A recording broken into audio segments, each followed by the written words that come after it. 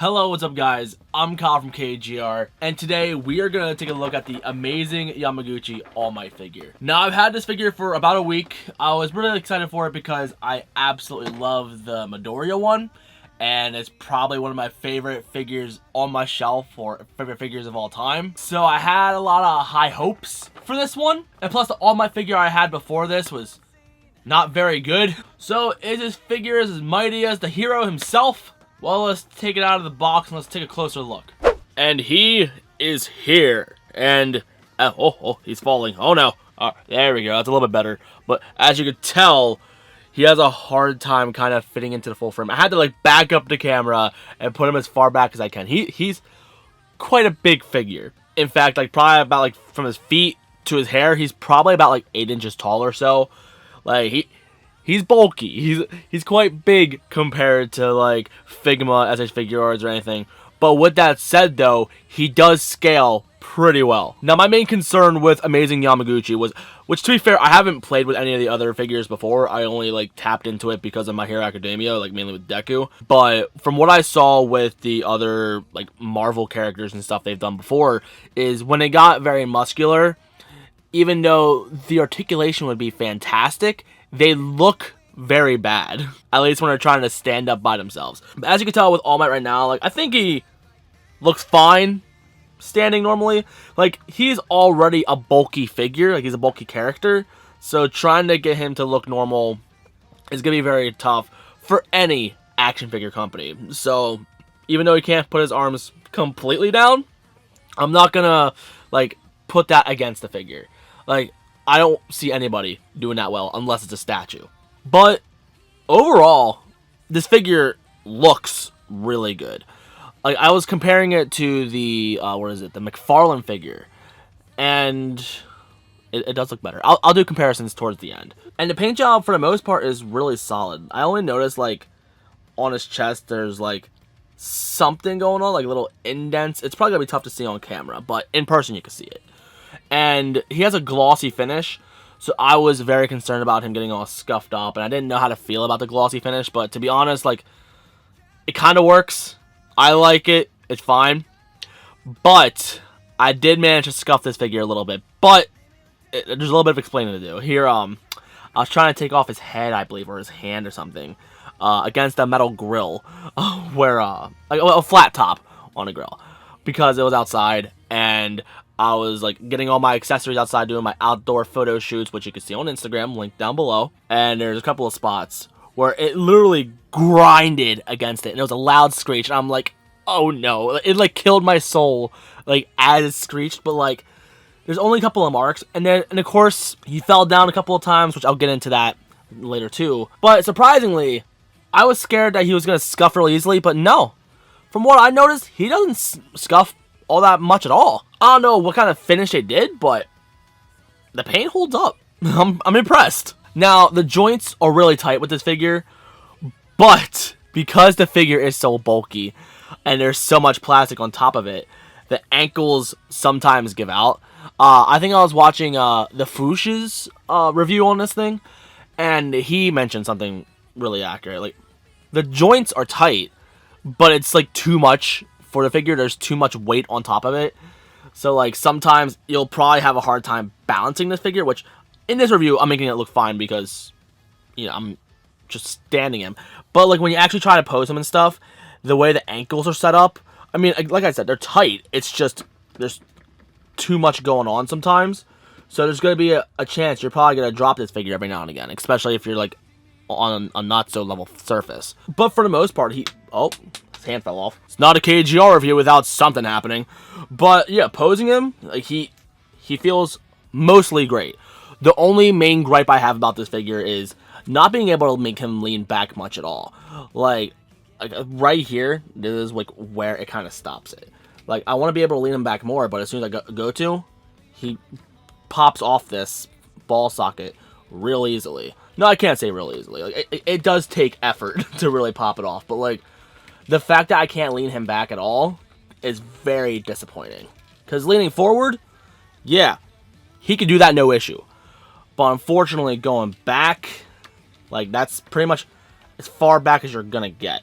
And it's really disappointing because I want to have as much articulation as I can, because like this figure, or this figure line I should say, is well known for how well the articulation is. Like with Midoriya, like I was saying, how your imagination is your limit for the most part. This unfortunately does have a lot more limits compared to Midoriya, mainly because of his bulky stature. But honestly, the main gripe I have is just him not being able to lean back all that much. Other than that, this is a really good figure. So let's go over articulation, because there's a lot to work with here. So we got a double ball peg, I believe, when it comes to the head, so you can move that wherever you want. But there's also a ball peg at the bottom of the neck as well, and the head does come off relatively easily. So when you try to like take off his face, you're probably gonna take off his whole neck, but that happens. And then these shoulder pieces right here, when I got mine, they were relatively stiff. But after you like either heat it up or kind of force it through, be careful if you force it through, but eventually they do move as well. So you can get his arm all the way around if you need to, or all the way back if you need to, and probably a double ball hinge on the shoulder, so you can see how well that extends up. Like you can take that like almost anywhere you want it to go. It works really well. The elbows, on the other hand, I kind of have a little bit of an issue with personally, because like, you know, like when you have other figures, you can tell like where it lines up properly. With this, for some reason, it's easy to like fall out of line. And I noticed at first that it was really stiff. It felt like it would be like stuck right here, like that would be its limit. But you really got to force it through to get it to be like a straight arm. And it feels weird pushing it through at first, but eventually it ends up becoming as smooth as butter. So like the joints are relatively tight with this. You just gotta be patient with it. And once they loosen up a little bit, they do end up feeling good later. Kind of has me a little bit concerned about longevity though, but we'll see. You also got a little bit of a hinge, obviously, because you can do whatever you want with that. And there's a swivel on the cuff itself, so when you move the fist, you can always make sure that that is covering the top of the fist. Unfortunately, it does break the illusion a little bit, but luckily they like make it so it's like kind of minimal. Like that's the one thing that like kind of concerns me about like having a figure like this or like Spider-Man or something. Like it ends up breaking the costume design, like depending on how like far you go with your articulation. And as a kid, it bothered me. Now I just accepted my fate and I just move on. Then we got a ball hinge on a peg for the fists, so you can take them wherever you want, swivel them back and forth. Then we got the good ab crunch up in here. As you can tell, you can go forward relatively well, and this is like just moving the top part. I'm not even moving the bottom part yet, so you can see how well that motion goes forward. But like I said earlier, going back isn't really existing. It's just like straight up or really far forward. So unfortunately, All Might's not going to be your best limbo partner, but oh well. Then you also get a little bit of movement down here as well. The belt is a floating piece, so that's not going to hinder the articulation at all. But most of the movement is going to be on the top. Then the joint feels a little bit tight around the, I'm just going to say, the crotch area. So like you can go out pretty far, but All Might's not known for doing splits, so we're not going to worry about splits. His almighty butt is kind of hinders it a little bit. Like, so you end up going out. If we're going forward though, yeah, you probably get about that much in until it ends up snapping off. But when they snap off, it's just a ball peg. Like, it's really easy to get back on. And the way that the knee is designed, it looks really simple. Like, they didn't complicate it much at all. It's literally you pop it off for some reason if you overextend it, and that is how it works. But like I said, it's easy to snap back on if you overextend it. I'm not sure how to feel about like this kneecap being right here. That might turn a lot of people off. I don't mind it all that much, but buyer beware, I guess. There's actually a joint within the boot, so you can move that as much as you need to. Like, I'm trying to keep the leg still, but you can see how much the boot moves. You can actually pose that anywhere if you need to. Then we got the ankle, so you can move that forward as much as you want, forward and back. Like, you got a lot of movement in the ankle. Then that toe bend. The toe bend is very loose on my figure. I'm not sure about the rest of them, but yeah, this is really loose. And it may end up messing up with like why my figure has a hard time standing, maybe. I know with the Midoriya, I noticed there's quite a few quality control issues. I haven't watched too many reviews of this figure, so I'm not sure what all quality control issues this figure could have. I don't know. But if you mess with him too much, his belt can get like caught in his gap. So be careful with that. Now let's go over accessories because he has quite a few. Right now, let's just focus on faces. So we got his standard smile, the same face, but with a little bit of sweat on him. A more serious teeth gritting face, but with blood on it. And a serious teeth gritting face with no blood. Now, the eyes are kind of strange. As you can tell, his eyes are very, very tiny. But there can be a little bit of attention to detail in there. So as you can tell with these eyes, there's no pupils. It's just all black. Then we got this set of eyes where he's looking off to the right, but with only one pupil. Kind of hard to tell in my viewfinder, but there we go. He's looking forward, but with both pupils. This one's looking up to the left, but with only one pupil. This one looking mid to low left with only one pupil. Then lower to mid right on one pupil. Any of them that involve looking to the side is always one pupil, but it's either no pupils or both pupils looking forward. It's interesting. I don't know why they only did one pupil. It's not really anything I would pay attention to in the anime or manga, but it's there on the figure, I guess. But changing out the eyes is mostly simple. You just hold on to the neck and actually hold on to the hair. There's something I forgot to mention in the articulation part, but the bottom part of his hair is on a floating piece that's separate, so it doesn't hinder the articulation in the head, which is honestly quite nice. So you hold on to the hair, you hold on to his ears or something, and then just pull up. You could possibly break the hair strands off, but they're on pegs, so God forbid you accidentally end up snapping it off. You can just easily super glue it back on, and you won't even notice. So anyway, what you do is you can use the little tool that they give you as well. There's also one of the accessories. It has a hook on one end and like a toothpick on the other. When I first did it, I had to use the toothpick to push the eyes out because they were kind of tight in there, but now they're not really tight anymore. You just use the hook, and you see that little ridge in there. You just simply pull on that, and it comes out very easily. Again, when you first get it, you might have to use the toothpick to push it through the eye holes, and it should work out just fine, but after a little bit of wearing out, I've only had this for a week, but as you can tell, it doesn't really take long for it to like be comfortable to use. So then you just take those eyes out, and because there's only a little bit of room in there, what I do is I lay the eyes in upside down and let gravity help me do the work, and just let it slide into place, and then you just snap it in with your finger, and you feel a satisfying snap, and it locks it in place. Now, I had a problem with my Midoriya figure where the eyes wouldn't snap in place properly, but with this All Might figure, I don't have that issue, so that's good. And plus, like, the hair and the ball peg are like super against it, so if it does fall out, like, it's kind of being pushed up against it anyway, so there's a good chance it won't fall out. Hi cat. Hi. Gotta go, kitty.